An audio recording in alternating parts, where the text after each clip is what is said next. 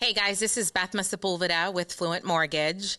So today I have a very special guest, one of my great friends, Miss Leslie Clarke from Compass Brevard. Welcome, Leslie. How are you today? I'm doing well. Thank you. Thank you for having me. The reason why we're bringing you in today is because, of course, we want to get to know you a little bit more. You know, who is Leslie Clarke? What does she represent? What, your goals are? And so talk to us a little bit about who you are. I guess if we're speaking to our followers or just everyone out there, I'm you. That's who I feel like I am. I am Hispanic. My mother's Dominican. My dad is Colombian. And I was born in New England, but raised in South Florida. I've been living in Palm Bay since 2005. So I've been here for some time now. Mm-hmm. And I am You're a mother? I'm a mother. Of three? Of three. First and foremost, I am a mother. I am a follower of God. I guess I'm a friend. And that's the thing is once, you and I started working together, I realized how approachable you are and how, genuine you are when it comes down to building connections with people. And that's kind of what gravitated me towards you, was just your authenticity and just being able to connect with you just on a more genuine basis. You know what I mean? And I feel like your clients, they can say the same thing. And I feel like being in real estate and being an agent and representing people, I feel like that's extremely important, is the ability to connect. Wouldn't you agree? I do. I absolutely agree. I feel like I am very relatable. Mm-hmm. Just in general, I do feel like I represent the majority of just everyone out there. Yeah, I do feel like I am very relatable. Yeah, absolutely. So talk to us a little bit about your career in real estate. How long ago did you get started, and what really brought you into the industry? Was it an event? Was it a particular, situation that happened, a person that inspired you? What got you in the industry? I have 7 years of real estate experience. I have been licensed for 5. I used to manage Foot Locker here in our local mall, Melbourne Square Mall, as well as in Merritt Island Mall. I did work in a few other stores outside of our area. I always loved to help people. Yeah. That is just something that I've always done. My mother she's a salon owner. She's a beautician here in Palm Bay. Mm-hmm. And she has done hair since before I was born. So when as a child, I would work with her on the weekends and during the summer. And I feel like my mother has created me. 100%. 100% exactly who I am.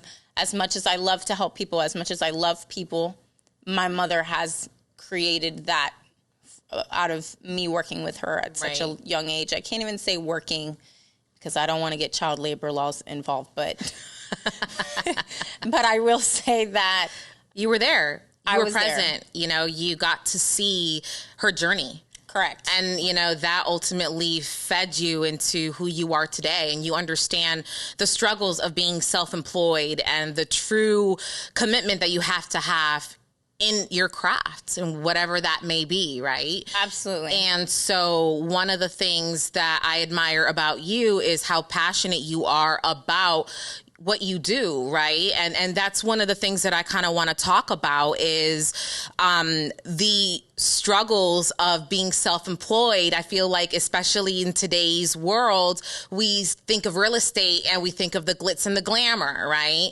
But in reality, there's so much work involved on the front end that I would like for you to talk about. So give us a little overview of what you do when it comes down to getting a listing, first of all. Like, what is your process? In general, my family have a lot of, I guess I'd say, self-employed individuals, a lot of my aunts and uncles.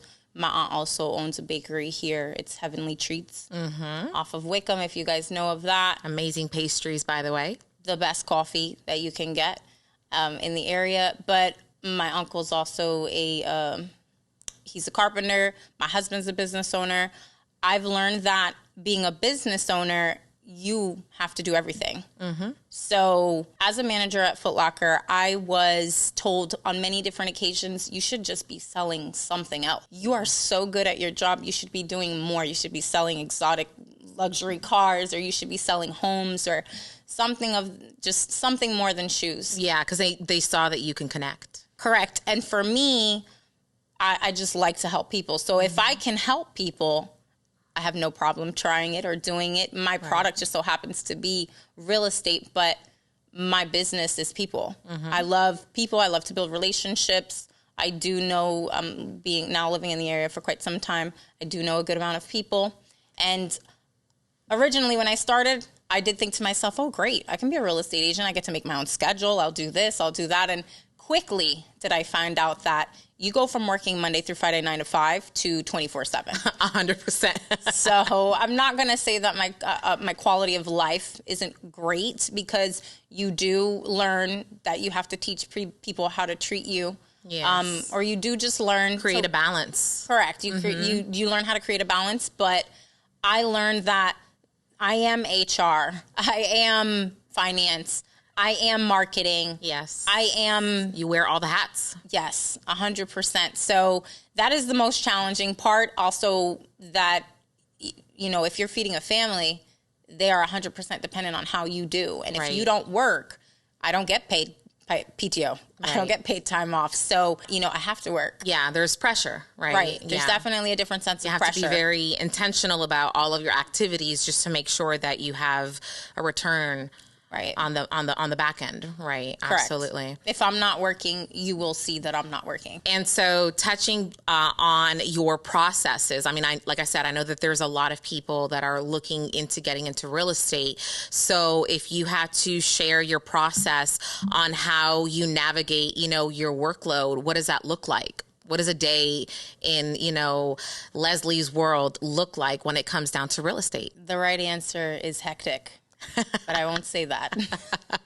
I mean, it's true, right? I'll say it's very, very scheduled. Mm-hmm. My life is very scheduled.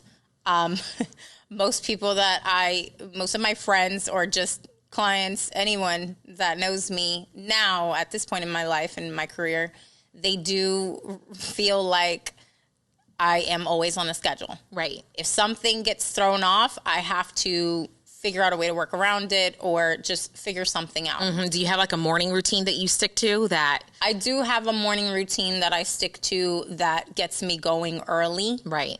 Thank goodness. I feel like if I start my day early enough, before my children get up and before I have to get them ready, then I can kind of center myself and just start on a good note and make sure that I am looking to be on track with the rest of my day. I look at tomorrow's day and my schedule the night before just to make sure that I have everything set up for when I wake up and I get ready to go. Right. So, but yeah, my day is very scheduled. I would be lying to you if I told you that I can bring you into one day of the life of a real estate agent, because not one day is the same. Well, most of the days are similar. In general, they are definitely, again, they're scheduled, but there are very many different things that we have to do as real estate agents, and there's just a lot. Right. Yeah, no, absolutely. I mean, I get it. You know what I mean? I am a mom myself. You're a mom of 3. I'm a mom of 3. And something that bonds us together as well is the fact that we have our babies, right? So your son, Case, he was born January 31st and 30th, the 30th. 30th. And then my daughter was born February 8th. So they're literally about a week apart from one another. And I get what it takes to, manage a household, be a mother, be a wife, be a business owner, and, try to squeeze in some self-care in there as well. It's a lot of hats that we have to balance. And I'd like to add that you do it very well. And so, talk to me a little bit about just how you navigate once you drop off your kids in daycare. Then what is your routine thereafter? So I also want to compliment you because you do a very great job as well. Thank you. I appreciate that. You're welcome. So I did have a bit of a nursing struggle when I had Case, so as well as when I had my 3-year-old Blaze. So it definitely took me through a loop for the first year of each of their lives, but I was very happy to be able to overcome and surpass that time frame. As much as I love it, I'm happy that I no longer am nursing and I did it successfully for my first year, which was my goal. So after I dropped my children off, ideally they would be in school by 8 or daycare. And I would like to look at the MLS and see what's new. My next step would be contacting everybody that I'm actively working with or that's under contract to see, just to follow up with them and let them know what's going on and just to see where we are in the process. Right. You know, if we're on the right track, if we're already under contract, what we have looking forward to it for us or what's next, I guess I should say. And if they have any questions. And then if we're not under contract, just to see if we're in the right place when it comes to looking. Right. If what I'm sending them is what they actually like, if they want to adjust their criteria, just anything like that. Okay. So you dive right in at that point. Yes, 100%. A lot of what we do is a lot of what nobody gets to see. It's working, I guess, in our business, right, or on our business, not necessarily just showing and finding homes. There's a lot of research involved with Correct. what you do, you know, and that requires, you know, some peace and some downtime in order to really focus, collect data, compare, just so that when you're ready to talk to your clients, you have that information readily available. Right. It brings me back to time blocking because there are times where I have to put my phone on Do Not Disturb so that I can get what I have scheduled for that hour actually completed. You know, after I go ahead and update everyone who I'm actively working with or who's just expressed any type of interest in looking to purchase, sell, or invest in anything, then my next step would be just reaching out to people who I know have recently or have in the past let me know that they were interested. Yeah. And just to see where they are in their process. And apart from that, just keeping in contact with my friends, people that I work with, just agents, because all of us agents, we do have to work together. Right. You know, so I love that we have, for the most part, I haven't met an agent. I mean, that we don't necessarily have a good journey during a transaction. I mean, for the most part, you know, there are always some random situations that aren't ideal for anyone, but in general, I love that we get to work with each other and we kind of build some type of relationship over time. Right. It's the same thing with working with a loan originator. We build relationships. So I keep my vendors, I like to contact my vendors regularly and just see what new maybe programs are available depending on whatever client I'm working with or somebody that I'm about to help. Like just when I spoke with you recently, I met someone new and they were asking about 100% financing. Right. So when I reached out to you to find out if that was something that you offered, I love that because, again, our goal is to help. Yeah, and that's the thing about Fluent Mortgage is that we have so many different products to offer, right? You have your traditional and your non-traditional, your QM and your non-QM loans, and being able to represent a company that's able to provide, you know, a plethora of options. I think that's the most important piece to the puzzle is you have to be able to provide options, right? Because if you don't have, you know, resources available, then what value are you bringing to your agents, you know? And a lot of it also stems from building connections amicably between, you know, agent and the loan originator. I feel like that's really important because at that point, you know, when it comes down to it, when you are connecting with a client of your own, which loan originator, you know, you feel makes sense for them to work with. You know, right. And so I want to kind of pivot here and talk a little bit about what you've been seeing as far as clients. Are you seeing a lot of investors moving down from different parts of the country? Are you primarily working with first-time home buyers? Like, what is the buyer's market look like right now? Honestly, it's a mix. It's just a good mix. And I know there are statistics to be able to better answer your question. I can answer you later, but I would like to be 100% certain when I answer. So I won't give an answer just general without looking too far into statistics. I feel like there are a mix of everyone. I have a few first-time home buyers, a few cash buyers that are coming from out of area. My uncle just called me yesterday and said he's looking for an investment property for anyone who does have a home. Now, mind you, my uncle lives in Rhode Island, and he's looking for something here because ultimately when he does retire, he's going to come down here. But in the meantime, he'll go ahead and just use it as an income property. That's a good point that I kind of want to drill in is retirement. I feel like Florida for such a long time, it's always been the state in which everyone wants to retire at. But I feel like there's so much development specifically in Brevard County that what I'm seeing is people are realizing that they actually want to live where they can play. They want to live where people vacation, right? And overall, realistically speaking, Brevard County is still very affordable when you think about, other areas such as Miami, Fort Lauderdale, Jacksonville, Tampa. Brevard County in general is still very affordable. So talk to me a little bit about what you said you've been here since 2005. Yes. That's a long time. So you've seen the journey and the growth within the Space Coast. So talk to me a little bit about that. It is interesting to see because I used to live in Pembroke Pines, or Miramar, and then Pembroke Pines, Florida. I remember when Sheridan and Pines Boulevard, if you guys are familiar with that area, were a pasture, like just cows. And then to see the growth over there, now here in Palm Bay, just Brevard County in general, now here in Brevard with Vieira and now with St. John's Heritage Parkway, it is the same thing. I remember driving by Vieira and there was nothing but cows. Yes. So to see the growth is incredible. Yeah. Recently I read that we're going to be adding Margaritaville along with the Hard Rock. Yeah. I didn't hear that one. Yeah. Really? The Hard Rock. So nice.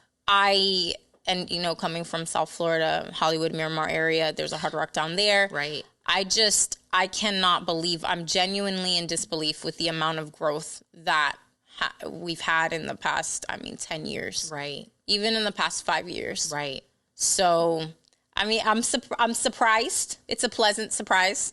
At the same time, I'm just in disbelief. Yeah. So talk to me a little bit about like the market.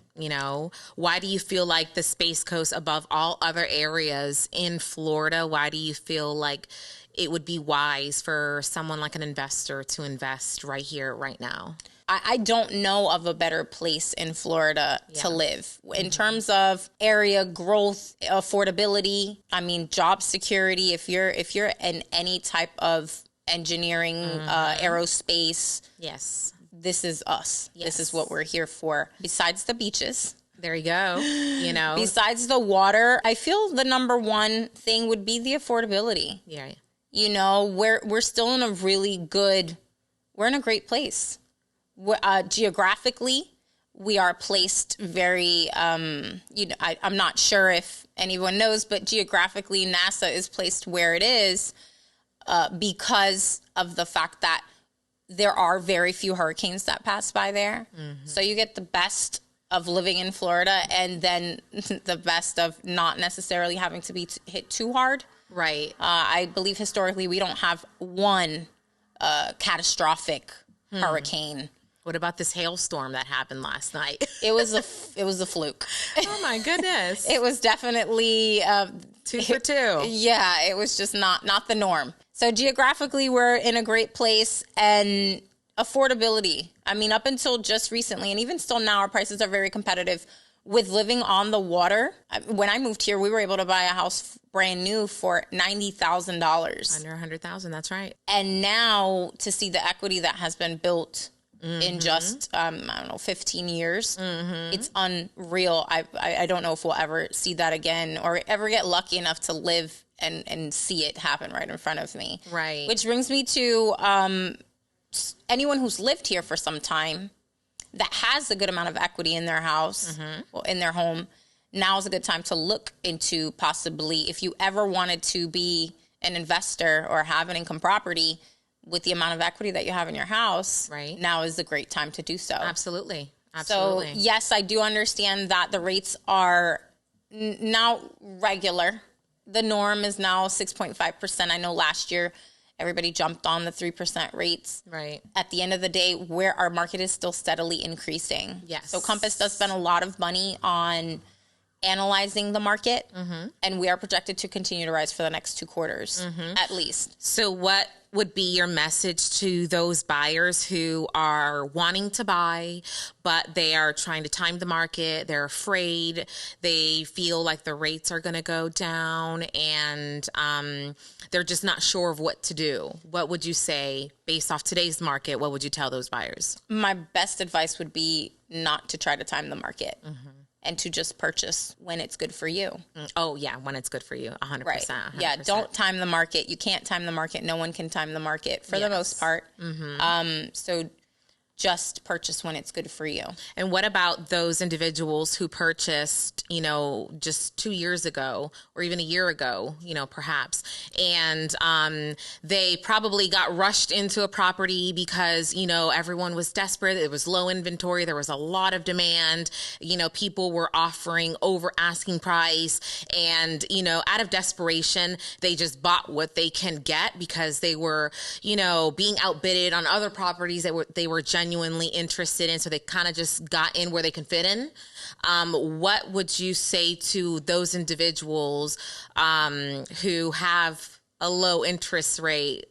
How do you talk to those clients and let them know that it's still a good market to buy? If they're unhappy with their current property, they've outlived it, they need to get into something bigger, something that they prefer. How do you have that conversation? What does that look like? First of all, our inventory, yes, is low and is still low.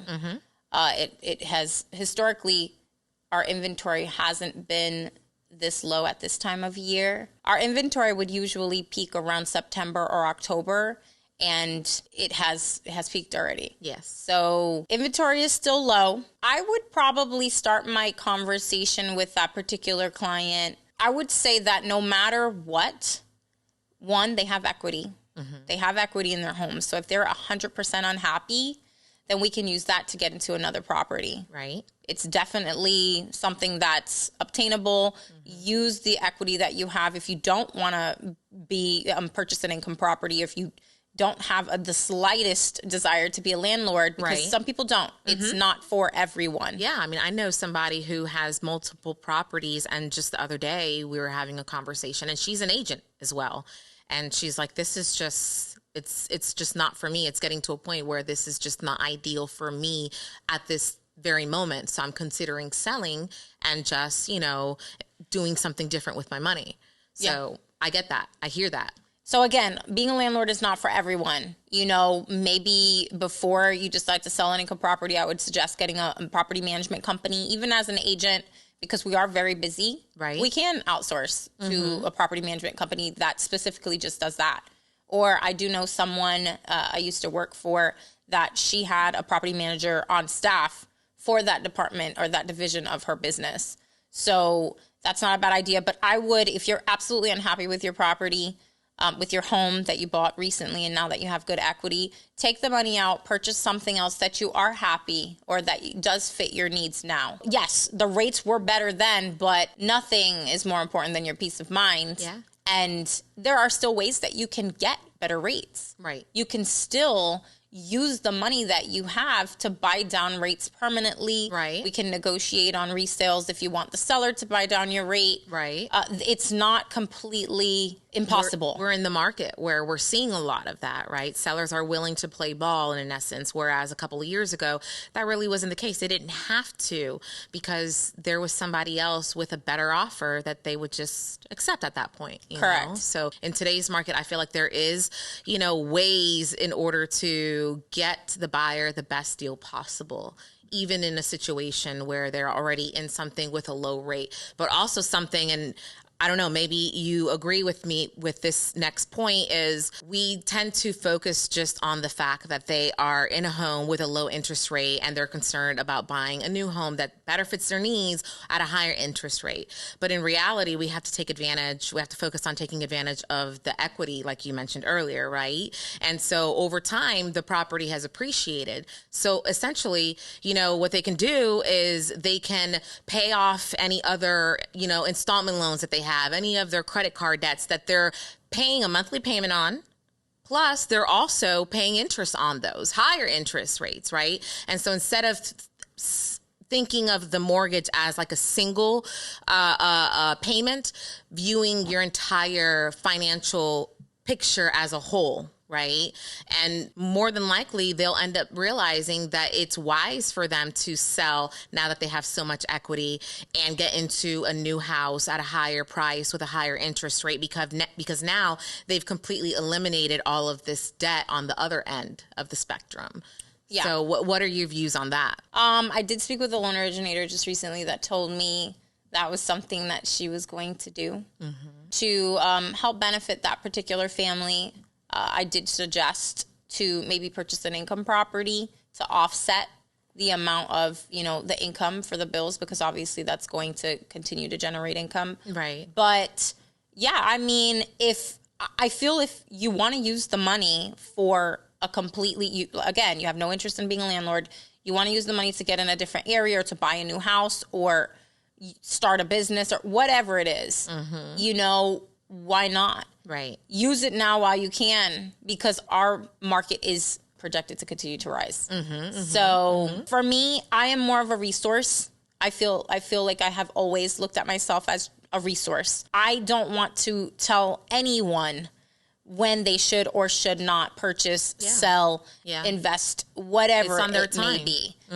I do feel that people need to try their best not to predict the market or time the market, because I remember at the beginning of COVID, I was in a debate with my family about how they genuinely thought that the market was going to crash, and they sold their properties, and it got really crazy. And I was the only one, for the most part, saying, no, we're not projected to crash right now. Right. We're going to do well. This is going to be fine. We're going to get past this. One of my family members ended up selling her home. She rented for a year, and then she did buy later on after the year. But she did miss out on some good equity that she had just because she was scared, which I understand. She's also in the stock market. She's an investor. So that, stock market and housing market are completely opposite. When the housing market is doing well, the stock market is not, and vice versa. So I can understand her panic, but you can't time the market. If it's good for you, it's good for you. So I do lead with that. I just hope to be the person that you think of to be able to help when that is the time. Right, when it's right for you. Correct. It's not on nobody's time. It has to be on your time, because at the end of the day, you know your situation better than anybody else, right? Correct. I do feel like I am as good as my resources. Do you feel like you are a more emotional agent, or do you feel like you're more of like an analytical, to the point type of agent? Because I feel like there's different kinds of, personalities, but what would you say? Or maybe you're a hybrid of both. It just depends on the circumstance. I am. I did the DISC test to find out what my personality is, and I am a hybrid of both. So I can be very analytical with certain things, but I am, I feel, I'm not going to say I'm very emotional, but I do have a passion to help. Right. So no matter what, I just will be a little bit more passionate in that sense. Okay. But I do like to look at things from a very analytical point of view, because if you love this house that we're looking at, and this is from a buyer's point of view, obviously, if you love this house that we're looking at, but maybe it's overpriced or it's not originally what you told me you needed in a property, or as soon as you get in, it's going to put you in a negative place because it doesn't come with a new roof or, something along the lines of that. Right. I do really like to lay it all out there. Right. I'm okay with you making your decision as long as you know the truth. Right. 100%. If full transparency. 100. Yeah. I like to be very transparent. I like to be very just candid. This is what it is. And I'm sure that your clients really appreciate that, because it's not like you're trying to hide certain imperfections in order to just get the deal done. You know what I mean? Just, again, it goes to show just how authentic you really are, and it goes a long way when it comes down to an industry such as the one that we're in, so. Yeah, and thank you, because I don't hear that. I mean, I hear it, but it's always a compliment every time I hear it. But yeah, I do genuinely feel like I have to sleep at night. Right. And I don't do my job to get paid. Sure, I need to get paid in the process, but I do my job because I genuinely want to help. Right. I've learned that there are many people that don't realize how simple it is to purchase. Right. And that's kind of my mission that I am on. I love that you are actually kind of gearing into that direction, because that's another topic that I want to kind of elaborate with you on, is your community involvement. So recently, you and I, we put together a seminar. It was a home buying seminar. Both of us were both Hispanics, right? You're from Dominican Republic, and then I'm from Puerto Rico and Colombian. I apologize. Dominican Republic and Colombian, and I'm Puerto Rican. One of the biggest areas of opportunity that we noticed in our own journeys, that we ended up sharing, and it was just like a mutual understanding, was the lack of information that's accessible to the Spanish community, and when we boil it down, we are very passionate at what we do, and we want to include our families and our friends and our communities, and we want to involve our people, right? And so talk to me a little bit about that point and what you're doing and what you are trying to focus on. I just feel that everyone should know that they can do anything that they put their mind to. Mm-hmm. Anyone can accomplish anything. And that's just in general, not just purchasing a home. That's a very general but specific statement. If you want to be the president, then you can. Mm-hmm. When I'm talking to my boys, my son wants to be a gamer. A professional gamer. It's not my first pick, but if that's what he wants to do, at least there's money in the industry, Then now I need to buy him a gaming PC. So I am a first generation United States citizen. So for me, I want to help everyone that doesn't know how simple it is. And I'm not gonna say I'm gonna start or end anywhere, because I want to help everyone the same.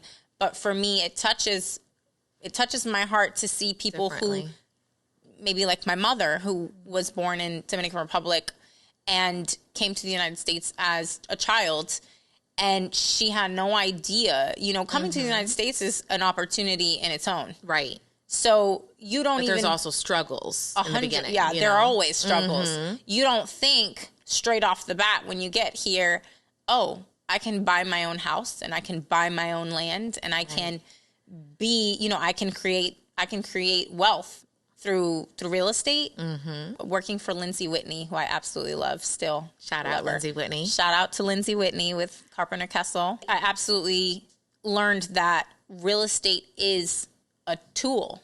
Mm-hmm. It can very much so just be the American dream for someone like my grandmother or my mother, and at the same time be a tool for investors to create wealth. Mm-hmm. In learning so, I just feel that everyone needs to understand their opportunities. Right. And that's where we set ourselves apart to create that seminar. So Beth and I did a transaction last year, November, with with clients that speak Spanish only. And you can only imagine how difficult that is for them to read documents that are only in English. Right. And I had thought about it before, and she had also thought about it before.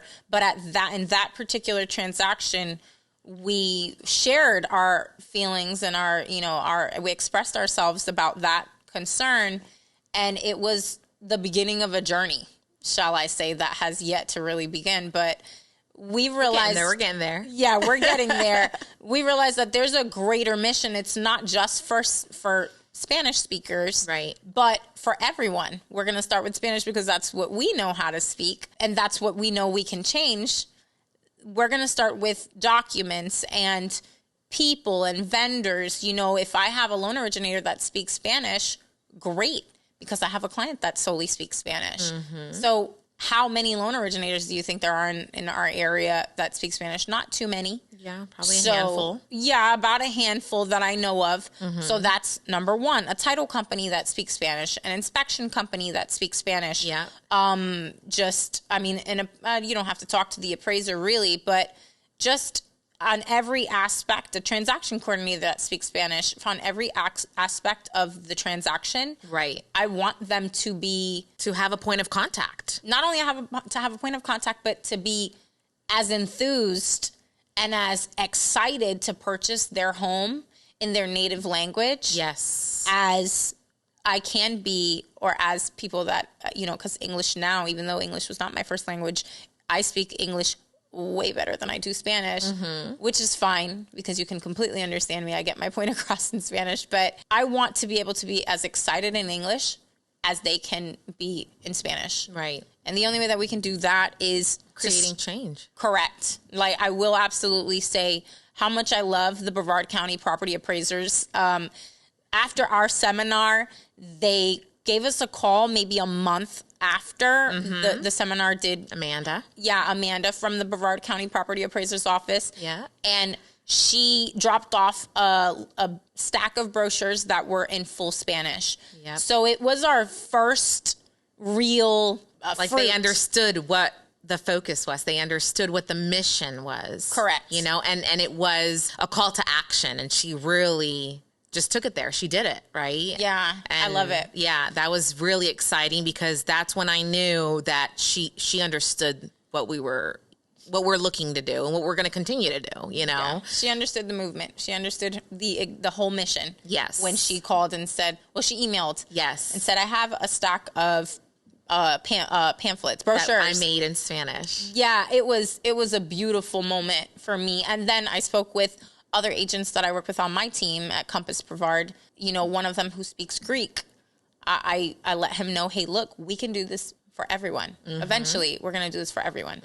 So again, it just goes back to how much we want to help. We want to help people. And the point is to be a resource, right? Because ultimately that's what people, tend to leverage us for, is just for our expertise. And you know what I mean? I just had a client the other day, or not a client, someone that I met along the way who called me this morning. She called me yesterday. She called me this morning as well. And, she let me know that there is a relative of hers who is looking to move from Miami. And, she remembered the conversation that we had months and months ago that I was in the industry, and she thought of me. It's special to me because she is Cuban. Her family is from Cuba. And, it's just one step in the right direction, of being memorable, letting them know that we are here to help, letting them know that we are, their real estate agent and their loan originator. This is our mission. So it's very special. Yeah, for sure. We share that. So to touch on that topic, yes, we're going to be able to get to a place where we can touch everyone, not just English speakers, or not just everyone here, because we all speak English in America. Well, most of us, the majority of us, but people who speak Spanish or who speak other languages. It's not just Spanish. We're just starting with Spanish. So, because that's my mother, essentially. Right. Yeah. So, again, I can think of certain situations where I have been in the service industry. Let's say someone walked in, they needed assistance, but didn't know where to start. I definitely pride myself on giving the best service that I possibly can across the board. Yes. Whether you're buying a vacant lot, whether you're buying $1 million property, whatever it is, I do feel like you should be treated the same, no matter your age or your demographic. I genuinely want it to just be a level playing field. So for me, I remember looking at people that, maybe they came into my store. I'll use Foot Locker as a good comparison or a good scenario, but they would come into my store and just say, I don't know where to start. I took it as a personal challenge because I want to help you as though you're my mother or grandmother walking into this store looking for help. I want to genuinely help you. So and it carries along with real estate. It's a much larger investment. Right. But it is the same. I'm going to say it's the same service. Yeah. In general, I'm not going to, I want to help everyone. So that's where we're at. So in wrapping things up, is there anything else that you kind of want to share with everybody about you, where they can find you, how they can connect with you? Any final thoughts? You can find me in Brevard County. My phone number is 321-543-7055.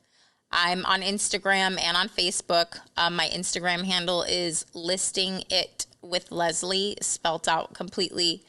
And I guess what I would say is I just genuinely want to help you find what you're looking for, or help you do or complete whatever goal is that you have. I want to help you complete it. So may it be purchase, sell, whatever, rent. I do have a couple agents in my office that do help with rentals. Not too many, but we can always find someone to help you. Awesome. Very good. Well, I certainly do appreciate you taking the time to sit with me today. It's been a pleasure. It's always a pleasure working with you and just connecting. So, thank you so much. We appreciate you guys for tuning in. Thank you.